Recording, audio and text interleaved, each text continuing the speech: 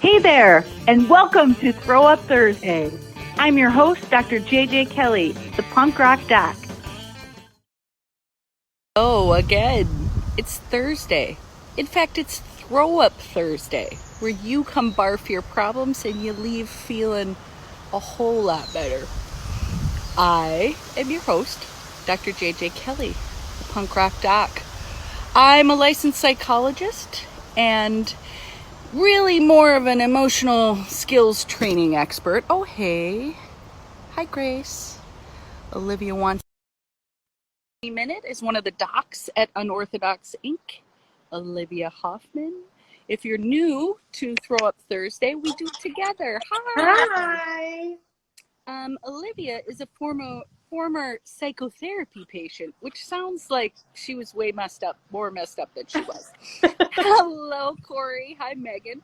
And now, with advanced DBT training, Olivia is one of the pros, one of the experts, like many on this call. Mm-hmm. And if you want to be an expert too, go to drjjkelly.com and set up a free consultation. Take an 8-week course and you're well on your way to emotional intelligence. Nice, Olivia. You're good with that. You never miss it.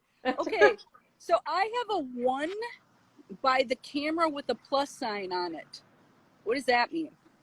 Yes, Olivia is a pro. That's what true. Does that mean? I don't know. Should I touch it? I'm afraid to touch it because I'm afraid to lose you.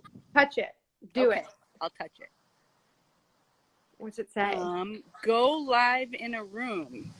Oh, you can do that, and then you don't have to, but we could possibly get more people on the call. Like we could get 3 or up to 4 people on a live if you do it in a room. And they get to talk too? Mm-hmm. Yeah, I'm not sure I'm ready for that. Yeah. Hi, Allie. But that's an option. Okay, we'll talk about how to do that later, so it's a little more professional if we do kind of go into that. Mm-hmm. So I had only grapes all day. Talk about a lack of self-care. And so then, of course, I go to Whole Foods and I get like sushi, mashed potatoes, and a lemon. You know what I mean? Like, you just don't even know what you're getting. You just have to eat. Yeah. So all that to say, I have a totally red nose right now because I like my sushi with hella wasabi. Just ask Sam. He knows. I mean, you know, the way the world is, people would probably rather I did a live where I just ate wasabi, or I just ate sushi with hella wasabi on it, and instead of the mental health stuff. But too bad. I'm not your dancing monkey, people. It's Throw Up Thursday, not Wasabi Wednesday. It's pretty quick. All right. So you can't see the comments, right? No, I can see them now. Okay. So we're looking, a friend of mine, Andrew, said that he might come in and ask a question. So just keep an eye out in case I miss it. I don't know if he will or not, but I'd hate to miss him. Mm-hmm. So hi to everyone joining us at Throw Up Thursday. I ate your show pony. That is right, Allie. Put that on some merch. Here for others' entertainment, even on a IG Live. But so, Olivia, do you have questions for us? I do have questions. Lay it on me. Okay, so let's start off with one that I got from Astrid it's like Astrid's friend's question. Okay. So they said, any advice on navigating dating apps? I'm newly out and haven't dated anyone at all before. How do I let go of my expectations and not freak out so much? It's a half-hour show, folks. I mean, everybody freaks out a little. That's okay. I think that the advice for the apps is similar, and I'm not an expert on the dating apps, so maybe this is dog shit advice, but I think the advice is the same with the apps as in person, which is be yourself. Maybe you're not your whole self. Mm-hmm. Like you don't have to tell like traumatic events or past relationships on the first go. Mm-hmm. But, you know, don't worry so much about the approval. Manage your anxiety about a new situation by validating it and breathing. and then make a choice to behave according to your values. For me, that is a sort of take it or leave it. Like, I know who I am. I know that I do everything 100%, including relationships. Romantic relationships for me are not that different than friendships. I go like hard on all of my relationships. And so like, I have no interest or fucking energy to pretend. And this is not a flavor that everyone likes. And I would argue that if anyone is being themselves, 100% of the people aren't going to like you. And that's totally okay. So, like, I don't know, you snooze, you lose, I sort of figured. Like, I'm awesome. And I'm sure Astrid's friend is awesome. And if it's not a match, it's not a match. I'm not going to internalize that like something's wrong with me, because there's a lot wrong with me, but that person's not going to know on the first go. So, like, they're not picking up on that. And shit, we all get to have flaws. Don't pretend. You don't have to go through life pretending like you got no flaws. You got to admit that you have them in order to change them. You hear how fast I'm talking? It's a wasabi talking. But I stand by what I'm saying. Yeah. You want to add something, Olivia? Yeah, well, I think that is good advice for the dating apps. I think that's applicable. I mean, it's kind of the same thing as dating in general. There's like an algorithm and it's weird. I've been on the dating apps for a long time. It worked out for me recently. Do you like one over the other? So I prefer Tinder to the other ones. Bumble was stressful because you have like a 24-hour period to say something, and that felt like a lot of pressure. And Hinge, I don't know, didn't love it. But I think my best advice for dating apps is to just have fun with it, because it's so weird, and to like embrace the absurdism. And a lot of it was like 90% of the people that you talk to, you're not actually going to see. So if you just like have fun with it and are like, let me just joke around and be goofy, you get rid of the ego of trying to be like, ooh, I'm this like super mysterious or whatever kind of thing it is. You like cut all the bullshit and just have fun with it. I think it attracts the right kind of people who have fun the same way that you would like to have fun. That's great.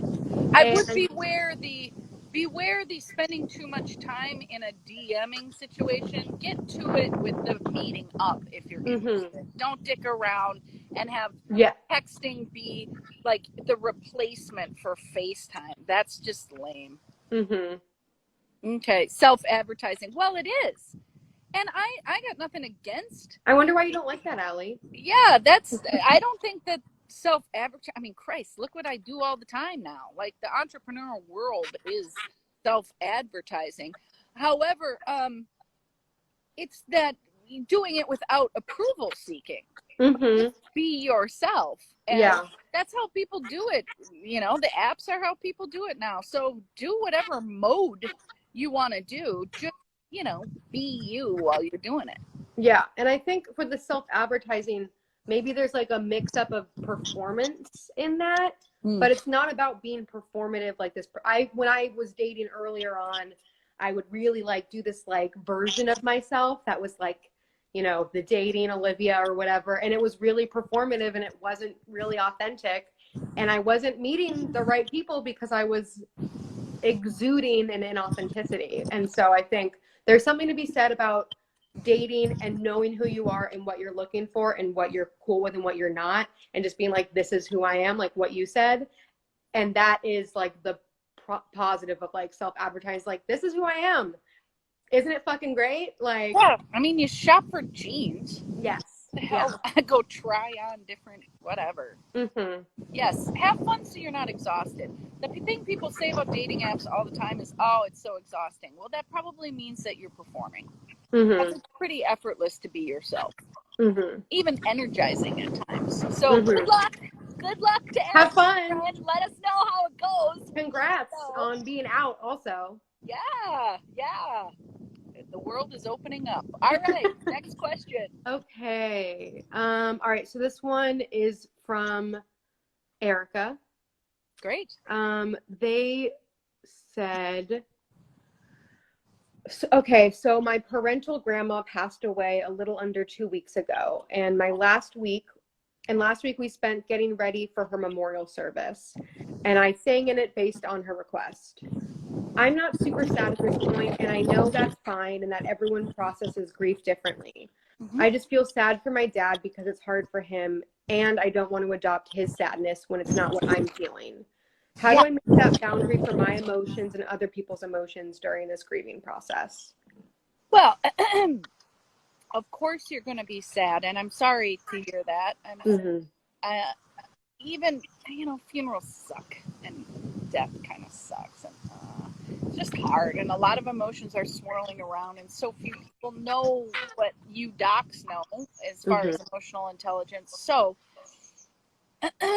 yeah, you don't want to take on your dad's grief because that'd be codependent, right? That's not what we do. It's not healthy. However, you're gonna feel sad for your dad, and there's nothing wrong with that. Do something about it. Like, instead of take it on, why don't you make him a homemade card? Or, make him lunch or cookies, or I don't fucking know. But, an act of generosity. Do something for him that makes him happy or eases his stress of the day. Erica will know what their dad is into, and just make a gesture, and then when you catch yourself maybe catching that grief cold, the energy you pick up from other people, if you're tuned in and you ask yourself, is this mine or is this his? You will have a sense of the answer. If not like definitively, you will have a sense of it, and then go with that. And DBT, the middle path between reasonable mind, the rational, and the emotional is our wise mind, where our values live, what our gut tells us.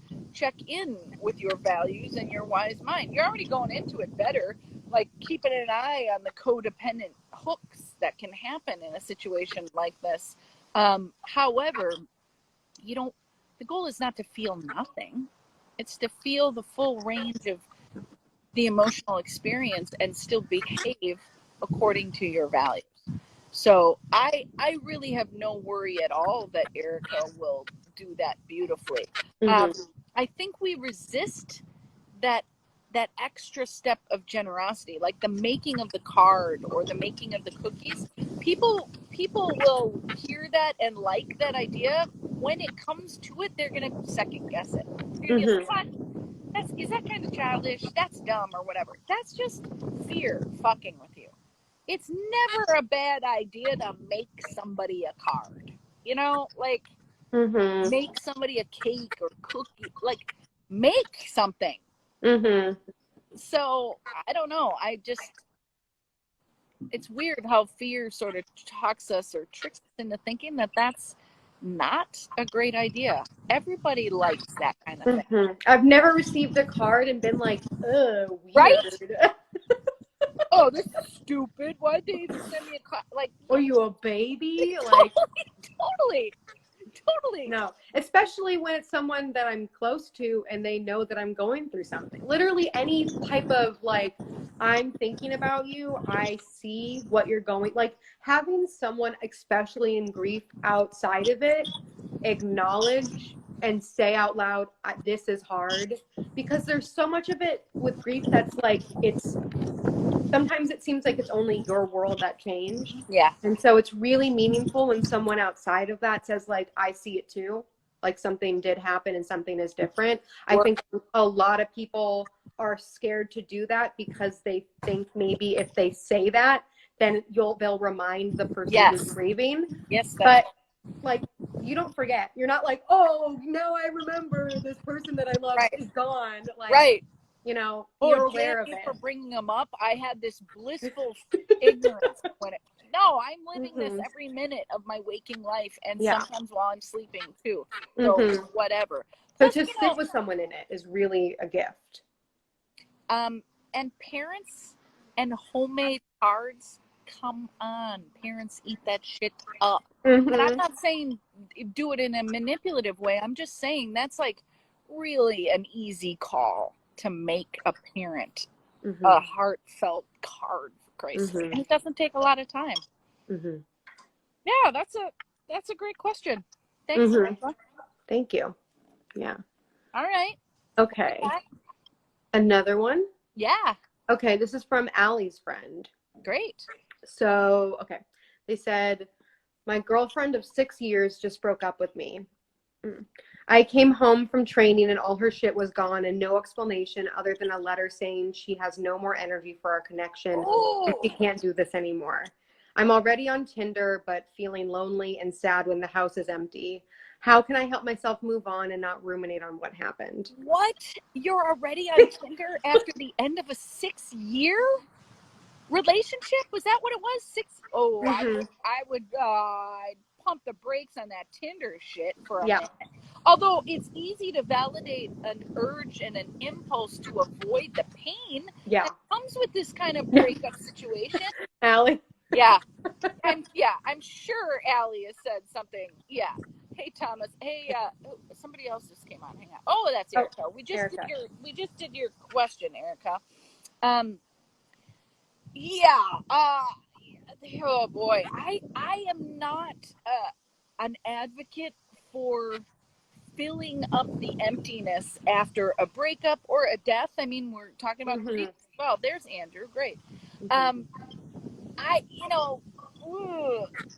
The second your dog dies, people are like, when are you getting another dog? It's like, probably not a couple years because my heart is broken. So I'm going to, feel that grief and do that process. Yeah.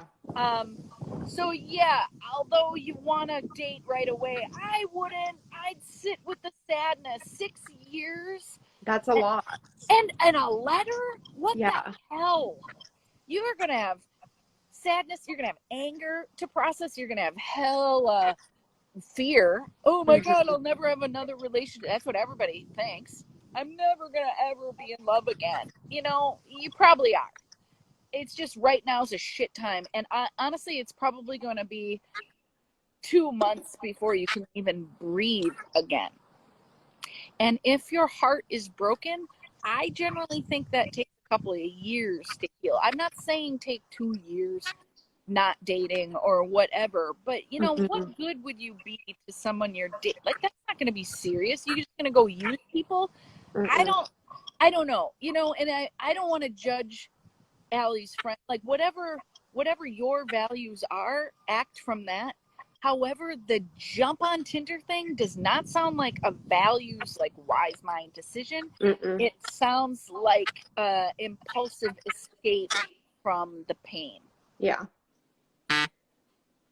So, careful there, because you could make major fucking messes in your life trying to dodge real intense emotions. Yeah. I'm really sorry to hear that.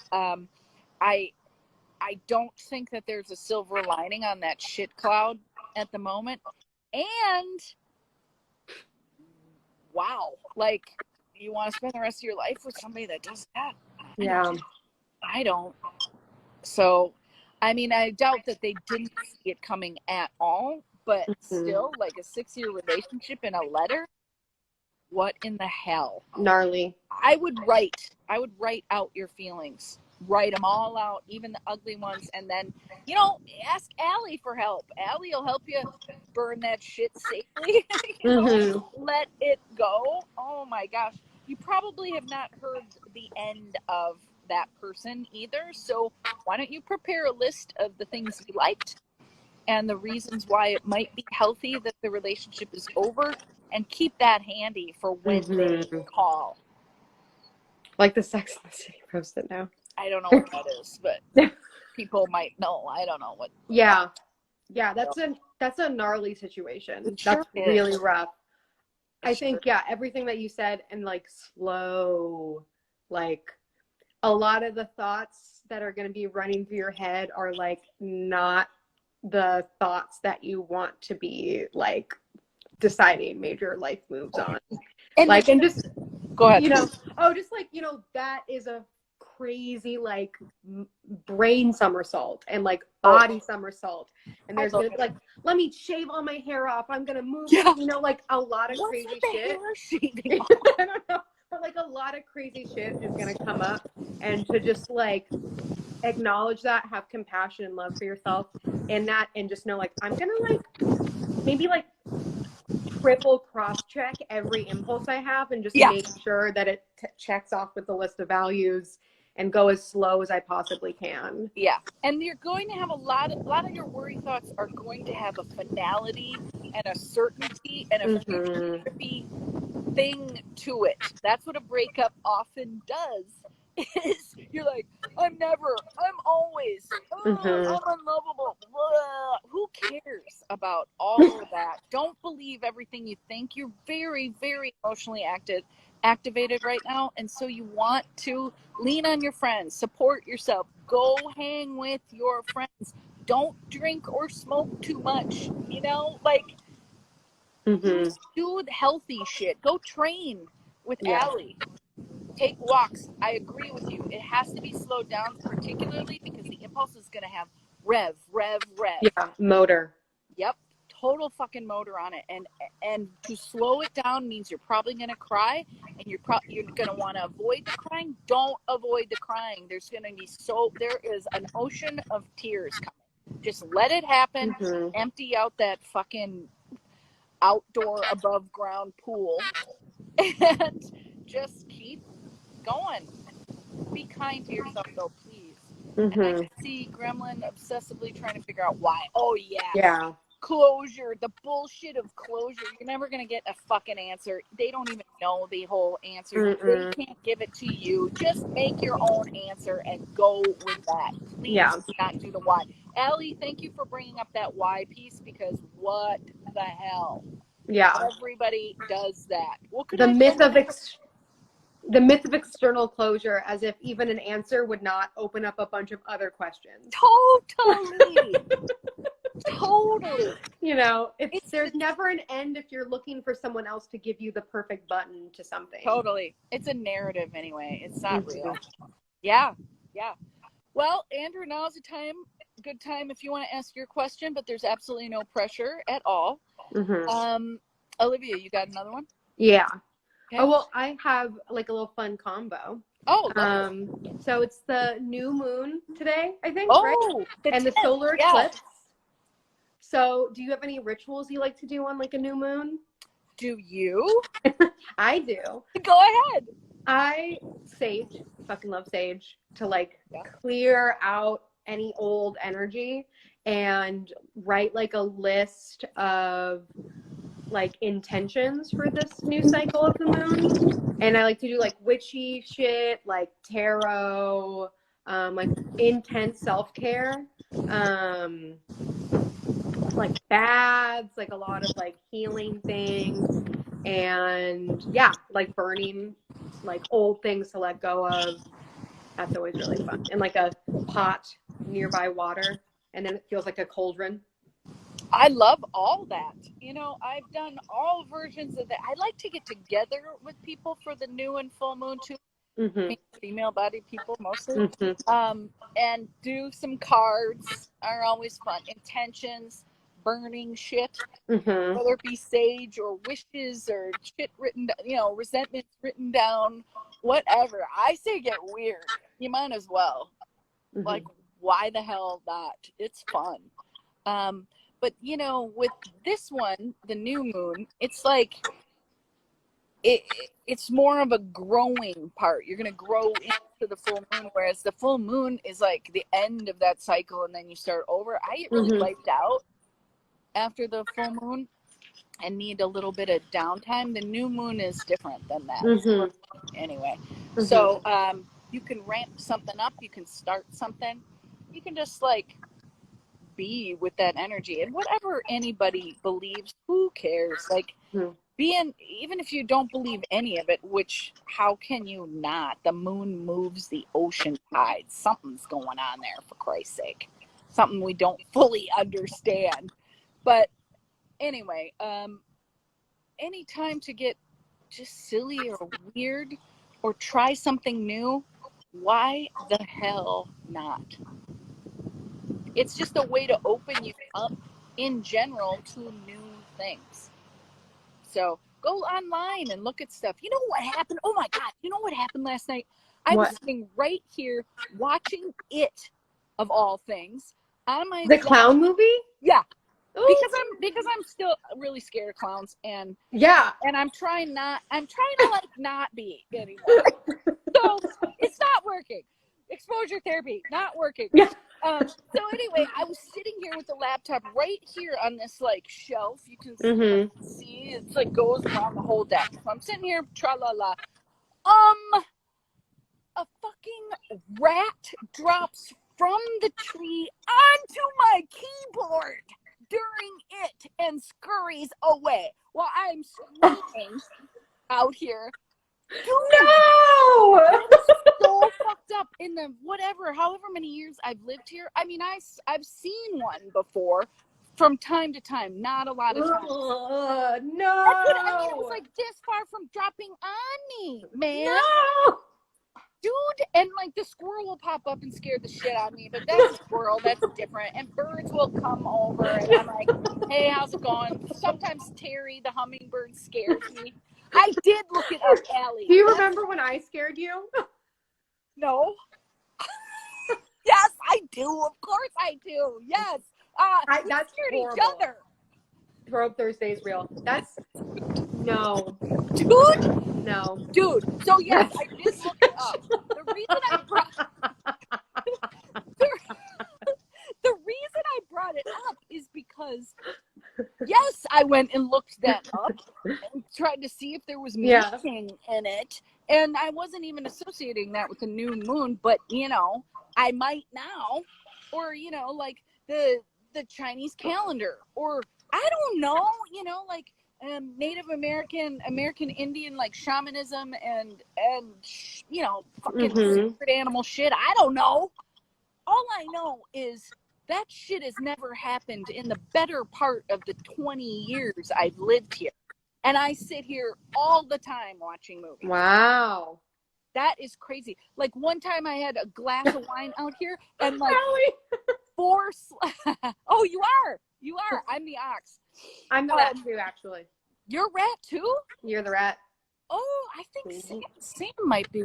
Anyway, yeah, there were like 4 slugs. I took a drink of my wine. Remember I told you I took a drink of my wine and the slug touched my fucking mouth? No, dude. No. Yeah, and there were like 2 other slugs No. in the wine glass, and then one was on the Okay. edge here. Dude, again, that had never, ever happened before. You bet your ass I looked that shit up, and it was all good, you know? Like, it's supposed to be a good omen. I will actually puke. I can't. Dude, on my lip. I gotta go boil my fucking mouth now? What in the hell? Okay, I need you to stop. So nasty! Oh, terrible. Yes. I mean, rats are survivors in every sense. You know what? I will say I do love a rat. I don't want a rat out of context on me. Or like no! I had pet rats in college. I'd let them climb all over me, took them to the park, all that. That shit was clean. I don't know. I don't want any fucking stranger rats on my lap. I mean, no thanks. This is where Sam would be like, JJ, you're like the very nice Disney princess thing. Like, oh, the birds. Oh, Terry, the hummingbird. Not you, rat. Get out of here. Fuck off, Fred. Yeah. Slugs, fuck slugs. You know? I will say though, I don't trust slugs. I don't like them. They don't have any limbs. I don't love it. No, the best thing they got going for them is they're slow, so they scare me less. I don't like them. And I also, one time my brother was like, oh, slugs love it when you put salt on them. It's like a special thing. And so I did it because I was like 8, and it was one of the most horrific things I've ever seen in my entire life. It was horrible. It was so horrible. You tortured but I didn't know. I was like, I'm sorry. Oh, dude. I think your brother's the evil one. And that's for sure. All of the ways that he would fuck with me were like so psychologically like intense. Yeah. Yeah. Totally. Totally. But All right. Yes, dog horror movie. we will have a horror movie night out here on the deck. Yes. No rats invited, please. Well, I apparently can't control that, Olivia. No, you guys gotta be cool. I'll bring with an umbrella. Happenings. Dude, yeah, that was not cool at all. Nope. All right. So if no other questions, I think we're kind of done. I think we should end on that note, on that really yummy and soothing, delicious note. Totally. And if you're sitting on questions, you can send them to @AuntLiv or to me in a DM, and we could do them next week. Whatever you want. If you don't want to ask them here, that's cool, dude. Just send them to me, and we'll put them on the list. So, I am very preoccupied by how bad my poison ivy is. Oh no! I can't not itch. Come on, I have to. It's so itchy. Okay, so those Good are great one. questions. Yeah. They're totally great questions. Enjoy the new moon. Hopefully, rats will not rain down on your parade. Oh, but if they do, it probably announcement. means something positive. The next Throw Up Thursday, I'll be 25 because my birthday's on Monday. When's your birthday, Olivia? Monday. Monday. I'm gonna put my email out, Andrew. You can DM me on fucking Facebook or Instagram. Say it again, Olivia, please. My birthday is Monday, June 14th. June 14th, the Gemini. Right. Ooh. All right. What are you doing to celebrate? I'm gonna go out, and on Monday I'm either going to the aquarium or mini golf. I haven't decided yet. Oh, lovely. The aquarium, like Monterey Bay? No, too far, but the San Francisco one maybe. The one in Fisherman's Wharf? Mm-hmm. That's strangely worth it. I hate the wharf, but that aquarium's decent, especially when the thing's on the thing. Oh yeah. You know, the octopus is on the glass. Oh, I would love to see that. So yeah, it's pretty cool. Spoiled for options. Awesome. Well, enjoy yourself and happy pre-birthday. We'll do it again next Thursday. Remind me though. I will. Oh, trust me, I will be talking for the next month how it's my birthday. And you'll be what? 25? 25. Oh, nice. Starting to get second half of the 20s. Yeah. Yeah. Good for you. Well, have a great time. Thanks. And thanks for joining us, everyone. Thank you. This was a fun one. Yeah, it was. All right. Everybody. See you next week. Bye. Get in touch with me, Dr. JJ Kelly, the punk rock doc, at drjjkelly.com.